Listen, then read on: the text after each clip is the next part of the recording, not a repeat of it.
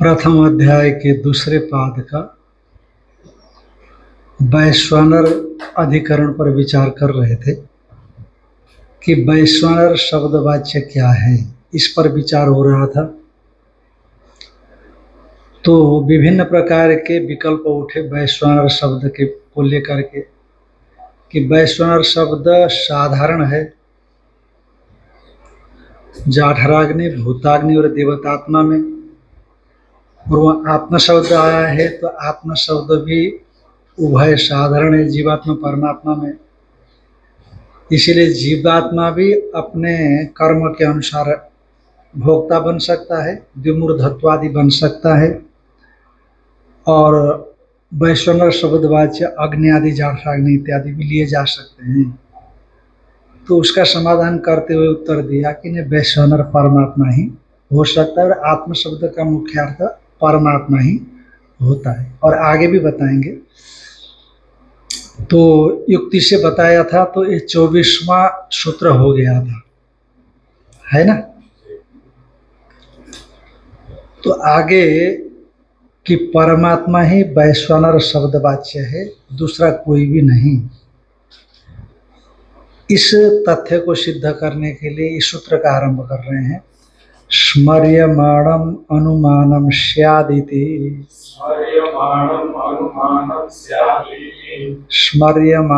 अनुमानम स्यादिति।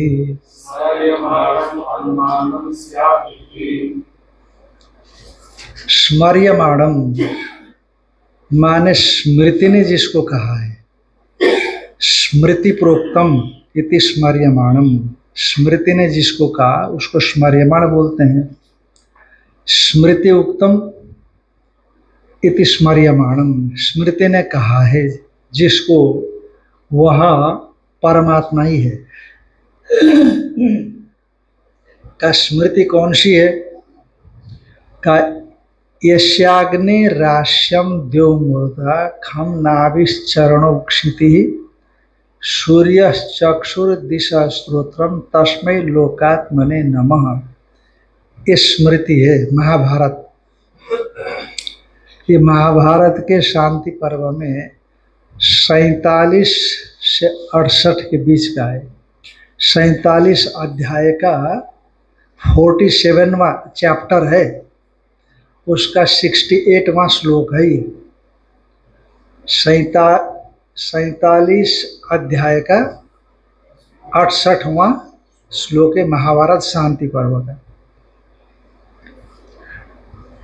तो ये जो स्मृति है महाभारत है, इससे जो बताया गया वह स्मर्यमाण जो स्वरूप है, जो स्मृति में बताया गया स्वरूप, वो स्वरूप अनुमानम माने अनुमापयति इति अनुमानम, परमात्मा का ही अनुमाप माने परमात्मा का ही लिंग है, ये परमात्मा का ही बोधक चिन्ह है, विशेष है, ज्ञापक है।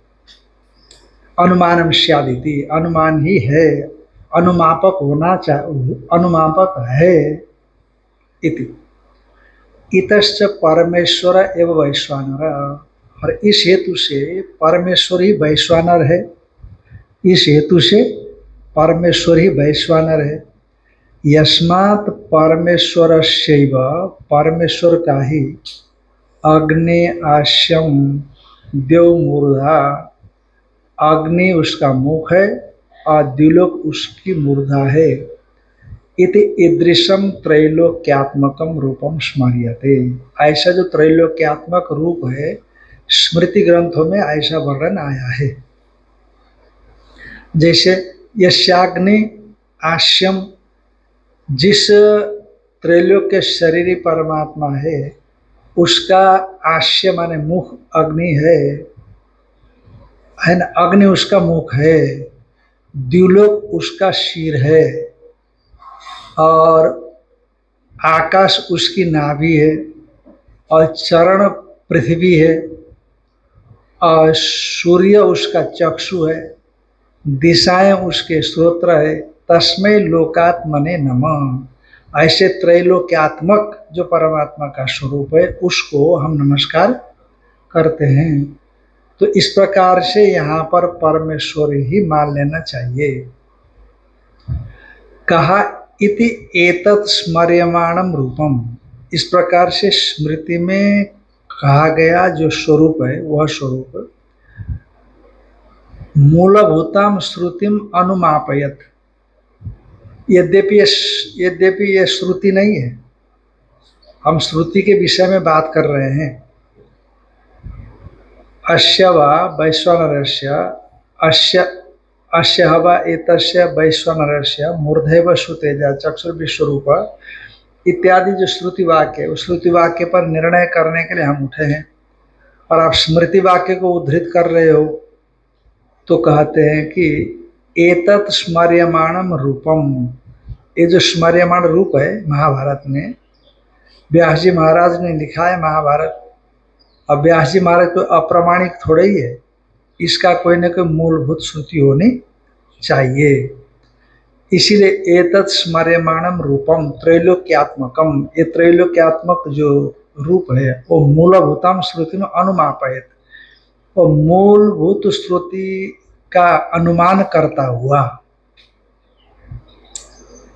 जैसे समाप्ति कामो मंगलम आचरेत बोलते हैं ना।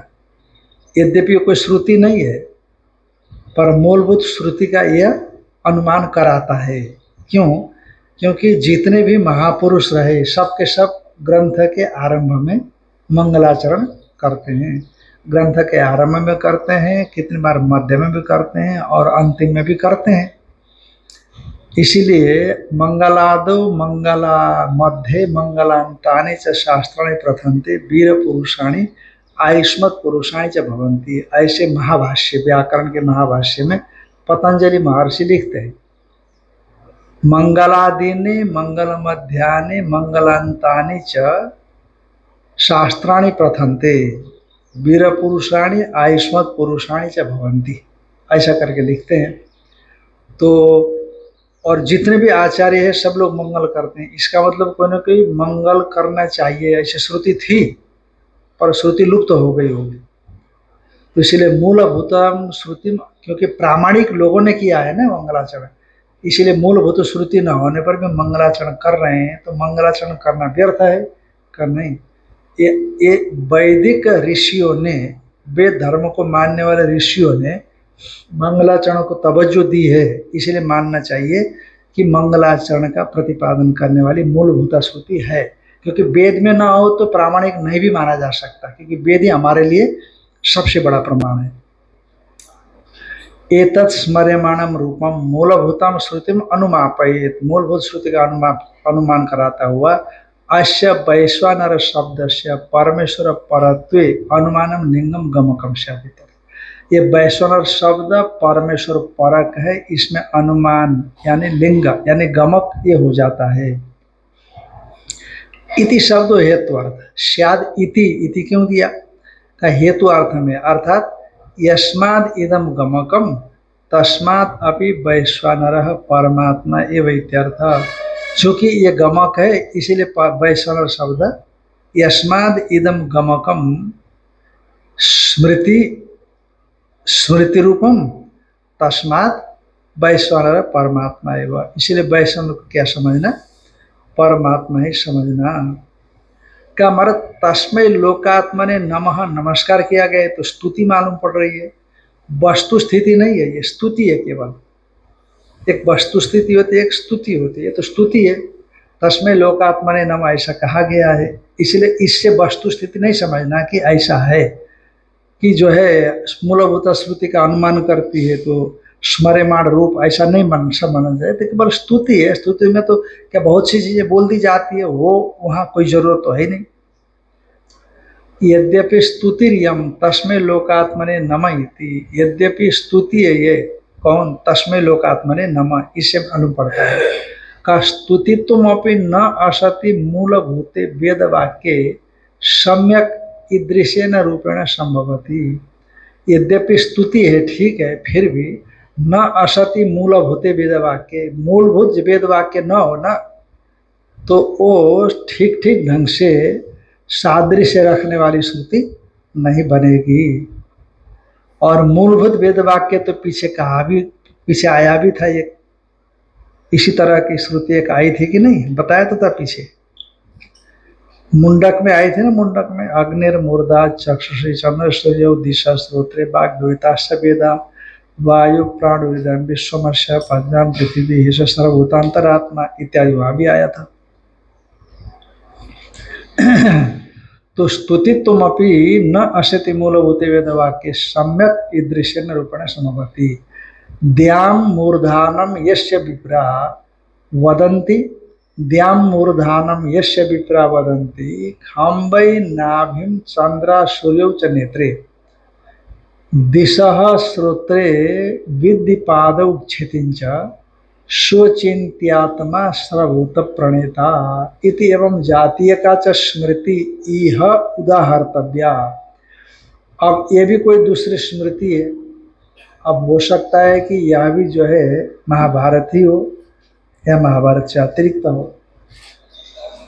का द्याम मूर्धानम यस्य विप्रा वदन्ति, यस्य विप्रह माने जो विप्र लोग हैं, वो लोग विप्र लोग हैं, वो द्याम माने द्युलोक को, यस्य मूर्धानम जिसका मूर्धा बताते हैं, द्युलोक को जिसका मूर्धा बताते हैं, और विप्रा माने विप्र लोग, और यस्य जिसके, खम माने आकाश को, जिसके नाभि माने नाभि को आकाश कहते हैं, आकाश को नाभि कहते हैं, और विप्र लोग जिसके, हाँ जिस चंद्र सूर्य, विप्र लोग चंद्र सूर्य को जिसके नेत्र बताते हैं, और विप्र लोग जिसके श्रोत्र को दिशाएं बताते, माना दिशाएं उनके श्रोत्र है। अब दिशा का क्या आप अंदाजा लगाएंगे, है कि नहीं। अब जैसे मान लो आप यहाँ खड़े हैं, है ना, यहाँ खड़े हैं, उधर कोई व्यक्ति खड़ा हो तो इसको क्या बोलेगा, जैसे हम यहाँ खड़े हैं ना, और उधर कोई व्यक्ति खड़ा हो तो इस दिशा को क्या बोलेगा, पश्चिम। उधर कोई खड़ा होगा तो क्या बोलेगा, पूर्व। और उधर कोई खड़ा होगा तो दक्षिण, उधर कोई खड़ा होगा तो, बस एक ही पॉइंट को पूर्व पश्चिम उत्तर दक्षिण आप बोल रहे हो, है कि नहीं।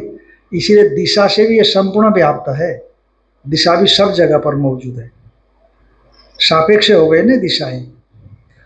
इसीलिए कहा कि यानी कि देखो श्रोत्र क्या हो गया, कान, कान दिशाएं हो गई कि नहीं। अच्छा, भगवान के कान कहाँ कहाँ है, हैं? हो गया ना बात, सब जगह पर कान ही कान है, उसके कान है सब जगह पर। और ये इसीलिए छुपाने की कोशिश नहीं करना, धीरे से किसी के कान में नहीं बोलना। जिसके धीरे से आप किसी के कान में बोलोगे तो भगवान सुन लेगा, धीरे से किसी के कान में आप बोलोगे तो भगवान सुनेगा कि नहीं। फिर सुनेगा तो क्या बोलेगा, अरे देखो महात्मा बन गया है फिर भी ऐसी बात करता है। भगवान सोचेगा कि नहीं सोचेगा, महात्मा है फिर भी जो है ऐसी बातें कर रहा है, क्योंकि उसके कारण में तो पढ़ना ही पढ़ना है, क्योंकि दिशाएं तो उसकी स्रोत है। एक दो है ना, एक गुरुजी ने कहा 2 कबूतर दिए 2 शिष्यों को शिक्षा देने के बाद, तो कहा कि एकांत में जा करके, अब गुरुजी ने मारना तो नहीं कहा होगा पर हमने मारना ही पड़ा है, एकांत में जा करके कोई ना देखे कबूतर के एक आध पंख उखाड़ लेना है, माने 2 पंख होते हैं ना, उसमें से एक हिस्सा छोटा सा है उखाड़ करके ले आना। तो एक गया थोड़ा कोने में चला जाएगा, बाथरूम में जा गया, एक पंखा उखाड़ करके ले आया, और दूसरा जगह जगह छान मारा, सोचा कि कोई ना देखे, बोला था गुरुजी ने। तो भगवान तो सब जगह है, उस जो शब्द सुना है उस हिसाब से भगवान तो सब जगह है, बिना पंखा उखाड़े आ गया। कहा अरे ये तो तुरंत आ गया, तुमने इतना समय लगा दिया और बिना पंखा उखाड़े आ गए। तो कहा कि गुरुजी आपने कहा था भगवान सब जगह पर है, तो मैं तो कहीं भी एकांत में गया तो सब जगह का मतलब सब जगह, तो इसलिए भगवान तो देख ही रहा है, कोई ना देखे ऐसी जगह कहाँ जाऊं, इसलिए मैंने उखाड़ नहीं पाया। सीधे सरल भाषा में उसने जवाब दिया। तो गुरुजी ने कहा हाँ बेटा, हमारी शिक्षा का तो सही ढंग से समझदारी रखता है, तो कहा विद्धि पादौ क्षितिम च, और जो जिसके पैर जो है ना, क्षिति माने धरती है, स्वचिंत्यात्मा सर्वभूत प्रणत, वो अचिंत्य आत्मा है, अचिंत्य स्वरूप है, सभी भूतों का वो सृष्टि करने वाला वही है। इति एवं जातीय का च स्मृति यह उदाहर्तव्या, यहाँ पर उनको क्या करना चाहिए, उदाहरण में लाना चाहिए। इसीलिए यहाँ पर भी स्मर्यमाण जो स्वरूप है उससे यही मालूम पड़ता है कि परमात्मा का ही यहाँ पर स्वरूप का कथन किया गया है। अब कहो कि ये तो विराट रूप का दिख रहा है, क्या बोलोगे, ये तो विराट रूप का है, परमात्मा का तो है नहीं। अरे विराट भी तो परमात्मा से भिन्न थोड़ी ही है, मूल में तो परमात्मा ही है। विराट को तो हिरण्यगर्भ के बाद परमात्मा ने ही बनाया है, तो इसीलिए वो परमात्मा का ही स्वरूप है।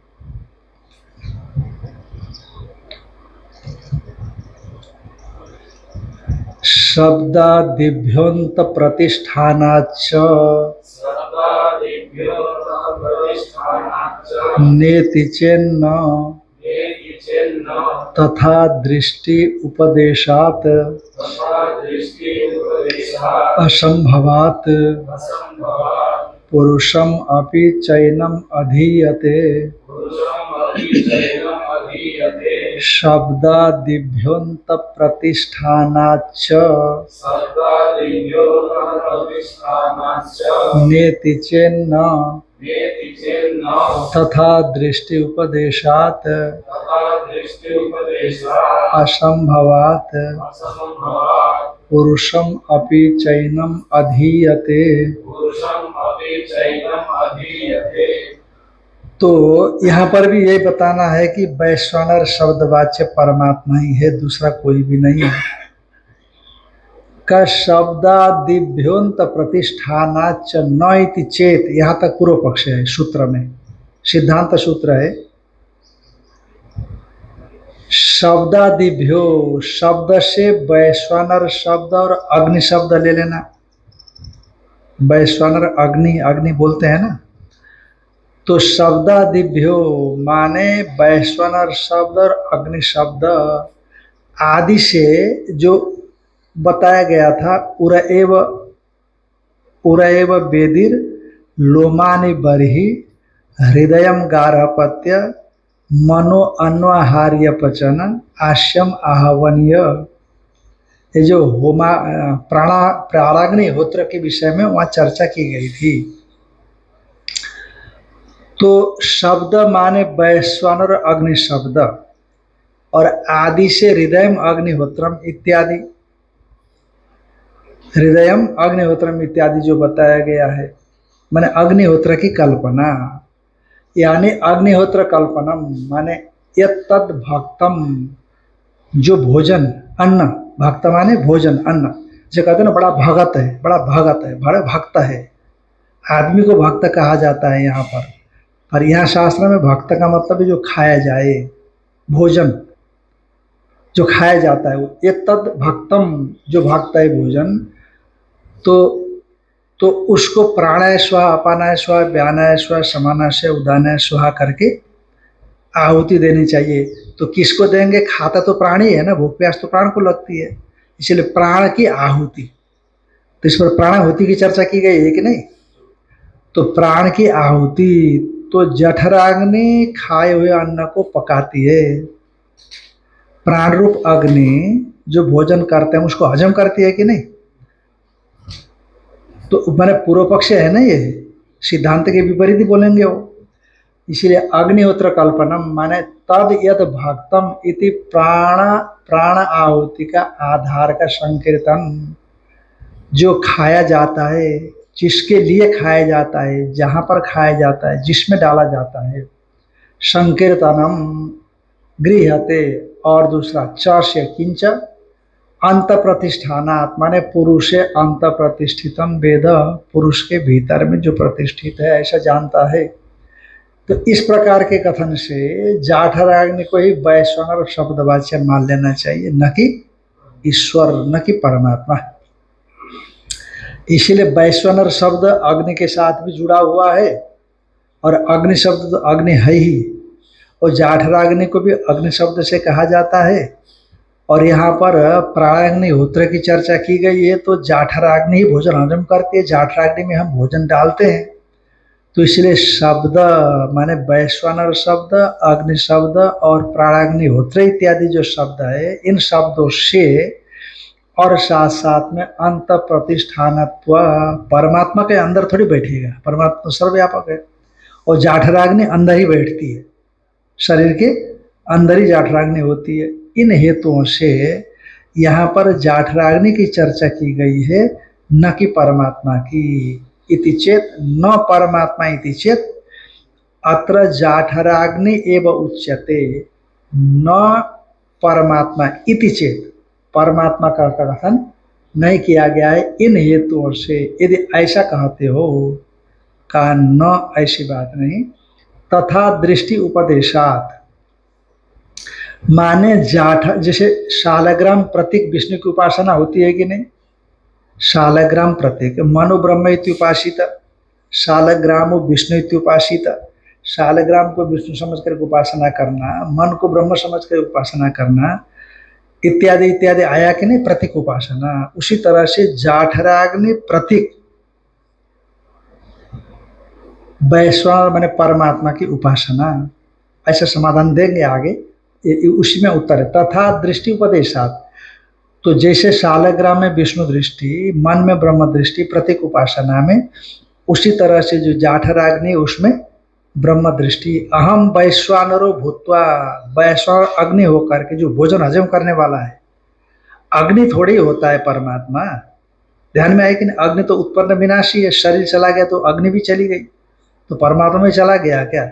इसीलिए वैश्वानर रूप अग्नि उपाधि में, अग्नि रूप प्रतीक में उसकी उपासना करने के लिए बताया गया है, न कि सचमुच वैश्वानर वही है, ऐसा बताने से तात्पर्य नहीं होता। तो इसलिए वैश्वानर अग्नि प्रतीक वैश्वानर परमात्मा की वो उपासना है, एक अर्थ ये करेंगे तथा दृष्टि उपदेशात का। और दूसरा अर्थ करेंगे कि जो अग्नि है, जाठराग्नि है, जाठराग्नि उपाधि से उपहित जो परमात्मा है, जैसे कर्ण संस्कुली उपाधि है श्रोत्र के लिए, माने व्यापक जो आकाश है वो श्रोत्र नहीं है, पर कर्ण संस्कुली से अवच्छिन्न न भी क्या है, श्रोत्र है। पर कर्ण संस्कुली, संस्कुली कहते हैं मालपुए को, गोल गोल, तो कर्ण संस्कुली माने कान का जो गोल भाग है ना, गोल भाग माने कान का जो गोल राउंड है ऐसा, तो राउंड से घिरा हुआ जो खाली जगह है, ये खाली जगह ये आकाश है और श्रोत्र है। तो ऐसा कहते समय ये जो गोल भाग है ना, कान का गोल भाग, इस गोल भाग का संबंध उस आकाश से नहीं मानते, माने उपाधि का संबंध उपहित के साथ नहीं मानते। जब इस प्रकार से विचार करते हैं, विशेषण का संबंध विशिष्ट से मानेंगे, उपाधि का संबंध सचमुच नहीं होता। भाई यहाँ भी तो नहीं होता ना उपाधि का सचमुच, मान लिया जाता है। तो कर्ण संस्कुल अवच्छिन्नम नभ श्रोत्रम, तो एक कर्ण संस्कुली उपाधि से उपहित जो आकाश है उसको श्रोत्र कहते। तो कर्ण संस्कुली के जो धर्म है उस श्रोत्र में नहीं आते, ये मैंने दृष्टांत में समझाया। क्योंकि आप वेदांत परिभाषा में देखते हो उपाधि का लक्षण क्या है, का उपाधि का लक्षण होता है, उपाधि का लक्षण बताते हैं कार्य अनन्वयी व्यावर्तको वर्तमानस्य उपाधि, कार्य से संबंधित नहीं होता और जो उपहित है उसको अन्य से व्यावर्तन कराता है और वर्तमान रहता है। जैसे कार्य हो गया ये श्रोत्र, धर्मी कार्य श्रोत्र हो गया ये आकाश, उसमें संबद्ध नहीं हुआ। मैंने पहले कहा ये संबद्ध, ये गोलापन उसमें नहीं आएगा, ये संबंध कार्य अनन्वयी और पूरे आकाश से इस आकाश को क्या कर रहा है, अलग कर रहा है। वो सभी आकाश नव नहीं बल्कि ये आकाश नव है और ये वर्तमान भी है, ये गोलाई। इसलिए कार्य अनन्वयी और ये आकाश से इस आकाश का व्यावर्तन कराता है और वर्तमान है, तो इसलिए उसके धर्म इसमें नहीं आते। तो उसी तरह से कि ये जैसे बताया गया उपाधि का लक्षण, तो उसी तरह से ये जो जाठराग्नि उपाधि से उपहित जो ब्रह्म है, तो उपहित जो ब्रह्म है उस ब्रह्म की उपासना यहाँ बताई, उसे दृष्टि बताई गई है। इसीलिए वहां पर न कोई जाठराग्नि न कोई सामान्य भूताग्नि, परमात्मा की ही उपासना होती है शास्त्र दृष्टि से। इसीलिए इति चेत न, ऐसी बात नहीं है, तथा दृष्टि उपदेशात, तो प्रतीक अथवा उपाधि दृष्टि से परमेश्वर की उपासना बताए जाने से वैश्वानर इत्यादि शब्दवाच्य परमात्मा ही है। और दूसरी बात है असंभवात, यदि आप शब्दादि और अंत प्रतिष्ठानत्व हेतु से जाठराग्नि को ही वैश्वान शब्दवाच्य मानने लग जाओगे तो असंभवात द्विमूर्धत्व जो बताया गया है कि नहीं, कि अस्य आत्मनो वैश्वानरस्य मूर्धैव सुतेजा चक्षुर विश्वरूप प्राण पृथक वर्तमात्मा तस्य वा एतस्य आत्मनो वैश्वानरस्य, यही है ना, तस्य वा एतस्य आत्मनो वैश्वानरस्य मूर्धैव सुतेजा चक्षुर विश्वरूप प्राण पृथक वर्तमात्मा संदेह बहुल वस्तुरेव रही, ये जो है ना जाठराग्नि में कहाँ से होगा। इसलिए ये जितना बताए गए हैं ये जाठराग्नि में संभव नहीं है, असंभवाच्य। जाठराग्नि में द्विमूर्धत्व संभव न होने से जाठराग्नि परमात्मा नहीं हो सकता, इसीलिए वैश्वानर परमात्मा ही हो सकता है। और एक हेतु देते हैं, पुरुषम अपि चैनम अधीयते,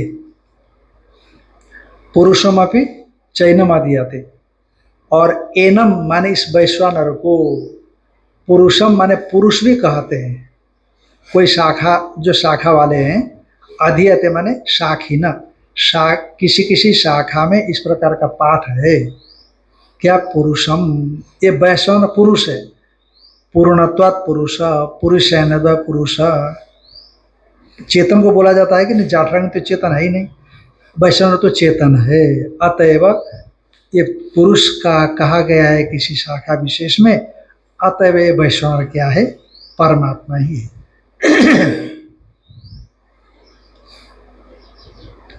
अब कुछ लोग इसमें जो है ना पुरुषम अपि चैनम अधीयते, इसकी जगह पर दूसरा पाठ करते हैं, पुरुष विधम अपि, क्या पाठ करते हैं, पुरुषम ये ऐसा कहा है इसमें, तो कहते हैं पुरुष विधम अपि चैनम अधीयते, ऐसा दूसरा पाठ भी करते हैं, भाष्यकार भगवान बताएंगे भाष्य।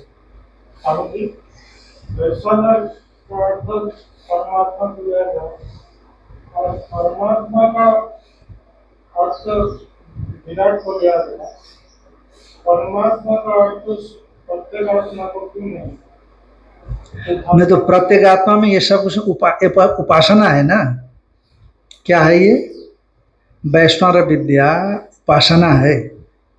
तो उपासना में ये जो जीव है, जीव यूं आप तत्व चिंतन करेंगे तो ये सब एक हो जाएगा, पर तत्व चिंतन नहीं करेंगे, उपास्य उपासक भाव रखते हैं तो भेद बना रहेगा।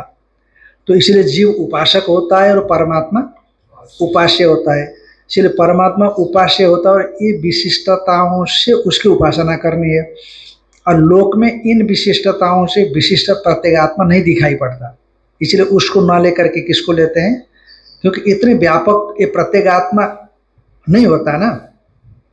फिर प्रत्येगात्मा कहेंगे तो विशुद्ध जीव साक्षी आ जाएगा, और जो साक्षी में ये सब चीज़ें नहीं डाल सकते आप।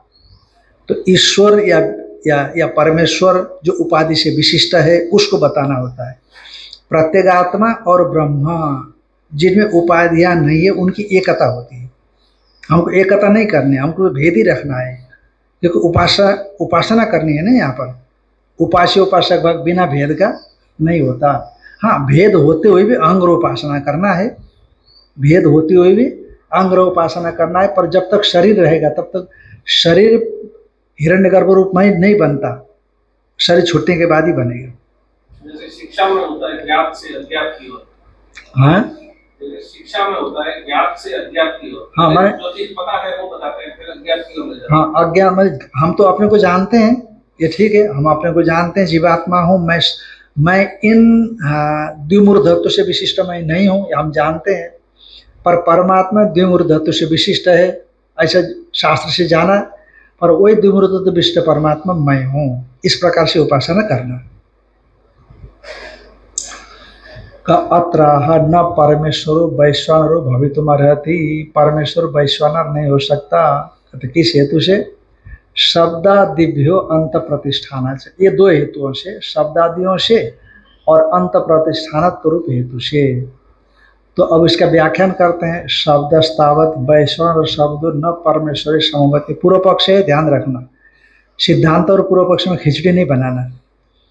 कि शब्द क्या है? वैश्वानर शब्द न परमेश्वरी समवती। वैश्वानर शब्द परमेश्वर में संभव नहीं है, क्योंकि अर्थांतरे रूढ़त्वात्, माने भौतिकाग्नि या जाठराग्नि में, भौतिकाग्नि या जाठराग्नि में ही वो रूढ़ दिखा जाता है। और तथा अग्नि शब्द उसी तरह से जो अग्नि शब्द है वह भी परमात्मा का वाचक नहीं है। स एषो अग्नि वैश्वानर इति, वह अग्नि वैश्वानर है। तो वैश्वानर शब्द अग्नि के लिए भी कहा गया है। इसीलिए यहाँ पर जो है अग्नि शब्द ईश्वर का वाचक नहीं है। तो आदि शब्द से हृदय गार्हपत्यम, इसको ले लेना। हृदय गार्हपत्यम मनो आर्य अनोहार्य पचना आश्य महावन्य, इसको ले लेना। इत्यादि अग्नि त्रेता प्रकल्पनम, इस प्रकार से 3 प्रकार के अग्नियों की कल्पना, उसको ले लेना आदि शब्द से। तो तद यद भक्तम प्रथम आगच्छेत तद होमियम इत्यादिना च प्राणाहुति अधिकरणता संकीर्तनम। तदेद भक्तम माने भोजन काल में, भोजन के समय में जो भक्तम प्रथम आगच्छे, जो भोजन पहला आ जाता है, तद होमियम, उसको क्या करना? प्राणाय स्वाहा, प्राण के लिए आहुति करना। फिर अपानाय व्यानाय समानाय इत्यादि आता है। इत्यादि ना, होम करना माने प्राण के लिए आहुति देना है ना। प्राणाय स्वाहा, अपानाय स्वाहा, व्यानाय स्वाहा, समानाय स्वाहा, उदानाय स्वाहा। तो आप प्राण अपने वृत्ति भेद से अलग अलग हुआ है तो प्राणी ना, तो इसीलिए प्राण में आहुति दे रहे हैं कि नहीं? प्राण को आहुति दे रहे हैं। तो इसीलिए इत्यादि नाच प्राणाहुति अधिकरणता संकीर्तनम, प्राण में जो आहुति, प्राण की आहुति, तो उसके अधिकरणता का संकीर्तन, माने इसके तरह होमाधारत्व तो कहा गया है। माने प्राण को आहुति देते समय आहुति का संकीर्तन, आहुति अधिकरणता का संकीर्तन है। जाठराग्नि में आहुति का संकीर्तन किया गया है। एतेभ्य हेतुभ्यो जाठरो वैश्वानर प्रत्येतव्य, इन हेतुओं से समझना चाहिए कि जाठर वैश्वानर है, ऐसा समझ लेना चाहिए। तथा अंत प्रतिष्ठान भी श्रूयते, अंत प्रतिष्ठान तो भी सुना गया है। का पुरुषे अंत प्रतिष्ठितम वेद, उसी प्रसंग का है, ये दूसरे प्रसंग का नहीं है। तो पुरुष अंत प्रतिष्ठितम वेद, पुरुष के अंदर प्रतिष्ठितत्व है, ये जानना, ऐसा जान लेना चाहिए। इस प्रकार से अंत प्रतिष्ठितत्व बताया गया। माने कहने का मतलब होमाधारत्व और अंत प्रतिष्ठितत्व के बल से यहाँ पर जाठराग में ही बताया गया, ऐसा समझना। तब जाठरे संभवती, जाठर में ही संभव है। यद्यपि उत्तम मूर्धैव सुतेजा इत्यादि विशेषात कारणात् परमात्मा वैश्वानर इति, ये जो सिद्धांति ने कहा था कि सुतेजा, मूर्धैव सुतेजा इत्यादि विशेषण से परमात्मा ही यहाँ ग्रहण कर लेना चाहिए वैश्वानर शब्द के द्वारा। पूर्व पक्षी बोलते हैं अत्र ब्रह्मा, इस विषय में मेरा ये कहना है, हमारा ये कहना है। कुतो ऐसा निर्णय, आपने ऐसे निर्णय कैसे कर दिया? वैश्वानर शब्द से परमात्मा को ही लेना चाहिए, जबकि वैश्वानर शब्द से जाठराग्नि को भी लिया जा रहा है कि नहीं? अरे कहीं पर वैश्वानर शब्द कहते, यहाँ तो परमात्मा को लिया है कि हाँ, जो अश्य वा ये तस्य वैश्वानरस्य आत्मनः, हाँ, अश्य वा ये तस्य आत्मना वैश्वानरस्य मूर्धैव सुतेजा, तो परमात्मा लिया है। अरे तो अंत प्रतिष्ठित तत्व और शब्दादि हेतु से जाठराग्नि को भी तो लिया है ना। तो इसीलिए दोनों प्रकार के हेतु मिले कि नहीं? अंत प्रतिष्ठित तत्व, होमाधारत्व, ये दो हेतु मिल गए हैं। तो इसलिए आप केवल परमात्मा का ही निर्णय नहीं कर सकते हैं, जाठराग्नि को भी यहाँ पर उपलब्धि देखी जा रही है। अत्र ब्रूमा कुतो हेष निर्णय कृत भवता, आपने निर्णय कैसे कर लिया? क्योंकि उभयथापि विशेष प्रतिभाने सति, जब दोनों प्रकार से, मैंने होमाधारा तो अंत प्रतिष्ठित के बल से जाठराग्नि भी लिया जा रहा है और द्विमूर्धत्व से परमात्मा को भी लिया जा रहा है। इस प्रकार से उभय थापि दोनों प्रकार से जब विशेष का प्रतिभान होने पर परमेश्वर विषय व विशेष आश्रयणीयो न जाठर विषय थी, तो परमेश्वर विषय विशेष ही परमेश्वर विषय रूप विशेष से ही आश्रयणीय माने आश्रय करना चाहिए, उसी को मानना चाहिए। न जाठर विषय थी, जाठर विषय को आश्रय नहीं करना चाहिए। कैसे निर्णय कर रहे हैं आप, जबकि दोनों प्रकार के हेतु है ना, होमाधारत्व अंत प्रतिष्ठितत्व ये जाठराग्नि के हेतु है, द्विमूर्धत्व इत्यादि परमात्मा के हेतु है। तो इसलिए वैश्वानर शब्द जाठराग्नि को भी बता रहा है और परमात्मा को भी बता रहा है। तो ऐसी स्थिति में परमात्मा ही गृहीत होगा, ऐसा निर्णय कैसे कर रहे हैं। अथवा का भूताग्नि क्यों छोड़ दिया भाई, जाठराग्नि को पकड़ रहे हो, भूताग्नि छोड़ दिया आपने, वैश्वानर शब्द वाच्यत्व है ना का। अथवा भूताग्नि अंतर्बहिश्च अवतिष्ठ मानस्य ऐसा निर्देशो भविष्यति। अथवा भूताग्नि जो बाहर भीतर सब जगह मौजूद है, बाहर भीतर सब जगह मौजूद है, उस भूत जो का अथवा भूताग्नि अंतर्बहिश्च अवतिष्ठ मानस्य, भूताग्नि जो बाहर भीतर सब जगह पर तेज रूप अग्नि है, वो सब जगह मौजूद है। तो इसीलिए ऐसा निर्देशो भविष्यति, ये द्विमूर्धत्वादि निर्देश उसका भी हो सकता है, क्योंकि तस्यापि द्युलोकादि संबंधो मंत्र वर्णात अवगम्यते। तस्यापि माने जो भूताग्नि है उसका भी द्युलोक इत्यादि के साथ संबंध देखा जाता है, मंत्र वर्ण से ही जाना जा रहा है। तो वहाँ संबंध है तो हम कहते हैं उसी के द्विमूर्धत्वादि है, क्या दिक्कत है। कहाँ देखा गया है श्रुति में, तो कहते हैं यो भानुना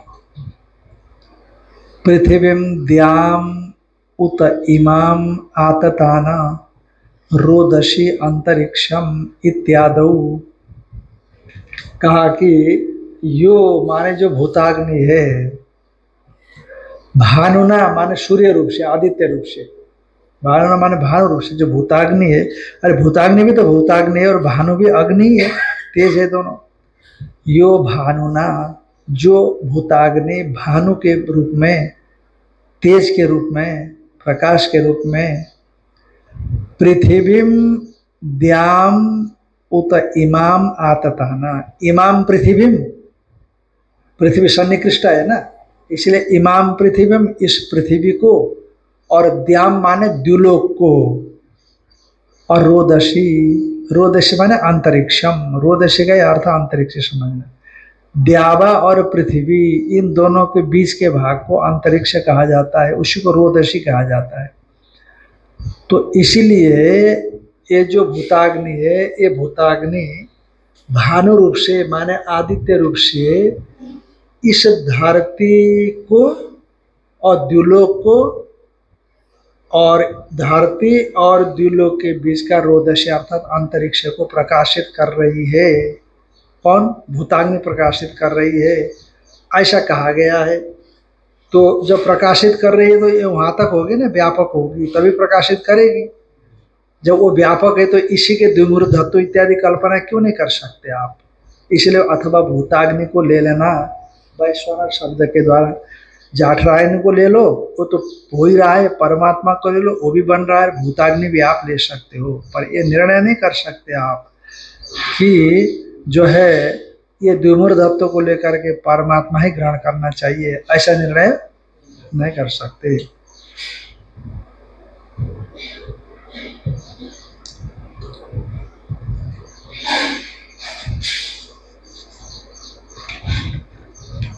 इत्यादि। अथवा, अथवा दूसरा विकल्प भी ले रहे हैं कि अथवा तत्शरीराया देवताया ऐश्वर्य योगात द्युलोकादि अवयवत्व भविष्यति। अथवा भूताग्नि है शरीर जिसका है कि नहीं, भूताग्नि भानु रूप से इतने व्यापक होकर के रहती है, ये बता दिया। तो वैसे भूताग्नि जो व्यापक होकर रह रही है वो शरीर है जिस देवता का, व्यापक तो नहीं है वो भी, पर अपेक्षाकृत तो व्यापक है ही। ऐसे वो भूताग्नि शरीर है जिस देवता का, वो देवता ऐश्वर्य योगा, अपने ऐश्वर्य के से सिद्धि है उनमें, अणिमा लघिमा गरिमा प्राप्ति प्राकाम्य मिश्रित्व वशित्व इत्यादि सब सिद्धियां उनमें रहती है। हनुमान जी ने कितना बड़ा रूप बना दिया बताओ, और फिर एकदम से सूक्ष्म हो गया, अणिमा हो गया कि नहीं। हनुमान जी सुरसा के सामने कैसे हो गए, बड़े हो गए, महिमा को प्राप्त कर गए, और एकदम से मशक का समान रूपधारी एकदम छोटे हो गए, और कहा मैया आप जाने दो, है कि नहीं। परीक्षा कर रही थी ना सुरसा, वो लंकेश की रक्षक थी एक तरह से, तो इसीलिए वो परीक्षा कर रही थी कि हनुमान जी सक्षम है कि नहीं कार्य करने में। तो नहीं, मेरे मेरे को जीत करके जाओ तभी। उसने मुख खोल दिया बड़ा भारी, तो हनुमान जी ने और बड़ा रूप बना दिया, उसके मुख से भी बड़ा, जा घुसे ही नहीं से, जा ही नहीं सके, है ना। उसने और बड़ा बना लिया क्योंकि सिद्धि थी उनके पास ऐसी, तो हनुमान जी ने और बड़ा बना दिया। और जितना उसने बड़ा बनाया, हनुमान जी ने जितना बड़ा बनाया उससे भी हनुमान जी बड़ा कर सकते हैं। महिमा है ना, सिद्धियां है, अष्ट सिद्धि है, उसमें एक बड़ा होने की सिद्धि भी है। अब बड़ा कहाँ तक बड़ा, बहुत बड़ा हो सकता है। तो अचानक सिद्धि से छोटा बन गए हो और तुरंत घुसे बाहर निकल आए, जब तक वो दबाती मुख को तब तक आ गए, उसके दिमाग में नहीं आया। वो भी वो सिद्धि थी उसके पास भी, एकदम से दबा सकती थी वो, जब तक वो सोच में आ जाती तब तक हनुमान जी अंदर से बाहर आ गए। अथवा तो इस देवता में भी ताकत होती है, तत्शरीर आया देवताया ऐश्वर्य योगा, तत्शरीर वाले देवता में ऐश्वर्य योग से द्युलोकादि अवयवत्व, पहले तो कह दिया था द्युलोकादि अवयवत्व भूताग्नि को हो सकता है, अब कहते हैं कि तत्शरीर भूताग्नि शरीर देवता का भी ऐश्वर्य योग से द्युलोकादि अवयवत्व भविष्यति, तस्मात न परमेश्वर वैश्वानर। इसीलिए महाराज किसी भी हालत में परमेश्वर को वैश्वानर शब्दवाच्य नहीं मानना चाहिए। तो इस प्रकार का पूर्व पक्ष होने पर अब मुख्य सिद्धांति यहाँ उत्तर देते हैं, इसको फिर हम लोग कल देखेंगे। ओ